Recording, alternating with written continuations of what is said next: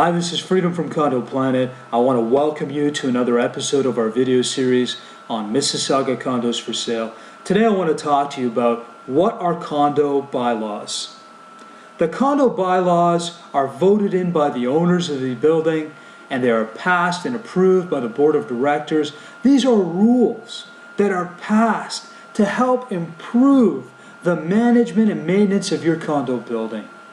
They are put into effect to modify or complement existing rules or declarations that are in place. As an owner, you should familiarize yourself with the main condo bylaws. And today I'd like to cover 4 of those common bylaws. The first is what we call the Standard Unit By-Law. This defines what is standard in terms of finishes that belong to your condo unit. In other words, it helps define what's not an upgrade. Why is that important? Well, if there were to be an incident that occurred in your building which required insurance coverage by your condo insurance policy, your provider will want to refer to this Standard Unit By-Law because according to their policy, they only need to improve or repair your unit or the common elements to their standard level. So that's why it's very important for you to understand this bylaw, because you as an owner want to ensure that you have coverage that will protect you for your other upgrades, things that are not covered by the condo insurance policy. Second bylaw that I'd like to discuss is what we call the Occupancy Standard By-Law.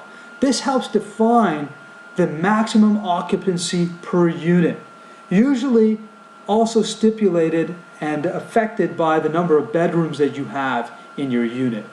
So this is important because you don't want to exceed the maximum number of people allowed in your unit. And that's for your safety and it's for the benefit of all owners. A third bylaw that we want to talk about is what we call the Mediation By-Law. This bylaw covers, for example, if a dispute were to occur between owners or between an owner and the condo corporation itself, what are the policies and procedures that need to be followed? Well, that's where this bylaw comes into place. It helps define the policies and procedures that need to be followed in the event of such disputes. And lastly, I want to talk to you about the Insurance Deductible By-Law.